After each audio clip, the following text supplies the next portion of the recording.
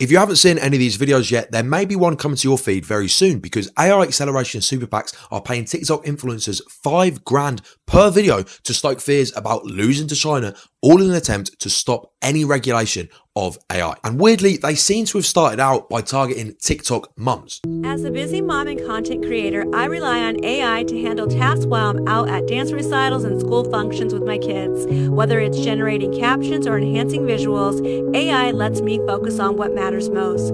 But beyond that, we need to invest in American-made AI to ensure America leads the way in innovation and job creation, shaping the future for all of us. So of course, after sharing this with millions of followers, you might imagine that some people might take issue with the fact that she's doing a paid advertisement for a AI lobbying firm. And someone did comment, AI is literally taking over the world. Very reasonable concern to have. What would you imagine her response is? Maybe she deleted the comment. Maybe she hid it. Maybe she responds with why that's not true. What she decides to go with is heart emoji. Yeah, AI's taking over the world. It might kill us all. Heart emoji. It's just ridiculous. The end line there about building American AI, that's what these lobbying groups are paying her to do. And that's the line that appears in these other two videos as well. AI is changing everything, and it's important we keep building it here in the US. And I think it's important we invest in American AI. So America leads the way in AI innovation and job creation. These aren't just any old accounts, by the way. These are accounts with millions of followers. They're being paid $5,000 per video to paint China as a threat and encourage no regulation in America to ensure that America wins the AI race. One of the people who's employed by this lobbying group says that they want a push to mention China and America and why beating China is so important. It looks like when they reach out to creators, they even give them a suggested line that they could go with. I just learned that China is trying really hard to beat the US in AI. If they do, it could mean that China gets personal data from me and my kids and take jobs that should be here in the US in the AI innovation race. I'm Team USA. So, really going hard on the idea that we shouldn't have Chinese American AI companies stealing our personal data. It should be American AI companies stealing our personal data. We shouldn't have Chinese companies building AI that takes all of our jobs. It should be American AI companies building AI that takes all of our jobs. It's starting to get a little bit into the absurdity of the AI race that these groups want to encourage. So who exactly is behind this campaign? Well, it's a group called Build American AI, which has close ties to the lobbying group Leading the Future, which has been backed by over $100 million by the likes of Mark Andreessen, the venture capitalist, one of the co-founders of Palantir, and Greg Brockman, who's a top figure at OpenAI. And the goal of the Leading the Future Super PAC is basically to encourage no regulation of AI. It's driven by this weird accelerationist ideology that either completely denies the real risks that exist when it comes to building AI that's better than us at everything. In some cases, as we saw with Peter Thiel, it's people who actively desire the replacement and extinction of humanity. I think you would prefer the human race to endure, right? You're hesitating. Yeah, well, yes? I don't know. So really weird group of people who unfortunately have a lot of money and could have a lot of influence over US politics. One of the things that these groups have been doing is running attack ads against any politician in America who dares take them on. So we have the case of Alex Bores, who's running for Congress in New York. He's one of the most prominent politicians in America championing AI safety issues. And they have been spending loads of money to try and attack him and make sure that he doesn't win his congressional race. Funny enough, since they've started attacking him, his odds of winning have shot up because he can just point to who his enemies are, which are some of the most hated evil groups in America, and the potential voters can obviously see that.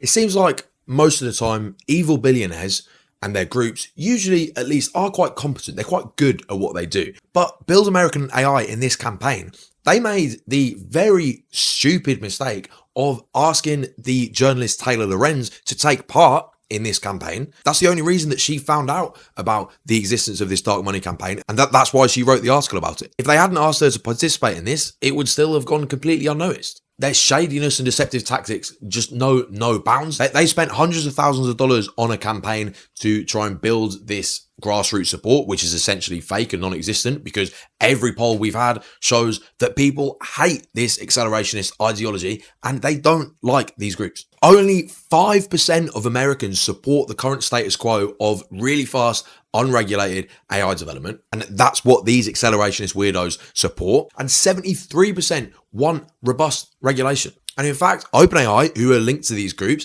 they have tried to pass a bill in Illinois that would shield them from liability if their model kills over 100 people, right? So they're acutely aware of the fact that these risks exist with releasing their models, but they don't want to be held liable for it. They don't want any laws that stops them from doing it. Obviously, they know they can't explicitly say, we don't want any safety regulation for the most transformative technology of all time, because that would just not fly with anyone. So they have to use the only tactic that is available to them, which is just to point at China and fearmonger. Yeah, maybe we should have safety regulations here, but if we did that, then China would win and then they would build the bad AI. It should be us building the bad AI, not them. This tactic from AI companies and AI lobbyists has been going on for ages. So all the way back in 2017, Sam Altman lied to the US government to claim that the Chinese government had this Manhattan project for AGI. In reality, they didn't at all. Sam Altman was only doing that to discourage regulation of his company and to encourage more investment into it. Unfortunately, up until now, this tactic has worked with the current administration.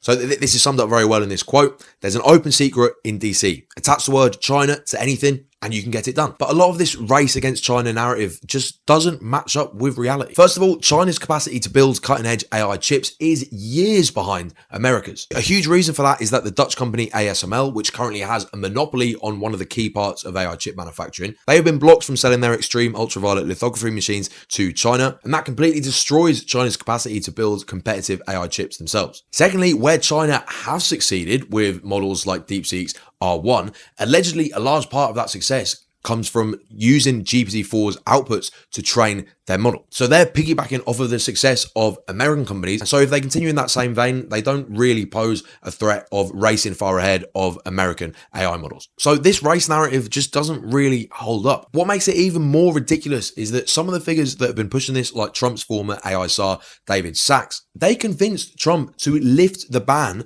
on the sale of Nvidia's H200 chips to China that was put in place by the Biden administration. If they really were this concerned about China catching up and surpassing America in the AI race, why are you giving them cutting edge chips that they don't have access to otherwise? So I really struggle to get in the heads of these guys. It makes me think that something nefarious is going on. And if you look at David Sachs, he used to warn about the dangers of building AGI that replaces humanity. And since then, he's deleted those tweets, and he now makes out, anytime he's confronted with the issue, that this isn't a problem worth worrying about. And he just completely denies the warnings of the experts. He denies the evidence we have of AI's misalignment, and he just pretends that it doesn't exist. But all of this may be about to change because of Claude Mythos. Claude Mythos allegedly has some people in the Trump administration quite scared, and they seem to be seeing the light when it comes to AI's rapidly improving capabilities, our inability to control it, and the potential that that has to cause catastrophe and maybe kill everyone. The Trump administration is now considering regulation that would force AI companies to give their models to the government for safety testing before they're allowed to release it.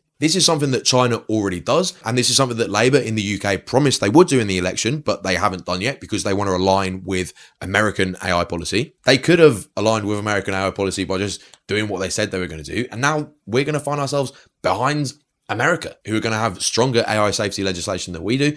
Bit of a ridiculous position to be in. Not only is the Trump administration considering these regulations, but this week, of course, he's going to be meeting with Xi Jinping. And one of the things that it's reported that they will discuss is the establishment of an emergency communications link between the two countries so that they are able to cooperate if there are any AI catastrophes. And hopefully this can be the stone from which we step into a world where we are cooperating, where we have international institutes set up that can track the movement of AI compute, that is able to press the pause button if things get out of control. And in my opinion, if you've watched this channel before, I think we need to press the pause button now, because if you notice things are getting out of control, it might already be too late. So Donald Trump, he has his chance to win that Nobel Peace Prize that he is after if he can instigate talks for an international treaty to pause AI development. I think that would absolutely be worthy of a Nobel Peace Prize. Whether or not we'll get it depends on how much influence these groups will continue to have over Trump. But there are some signs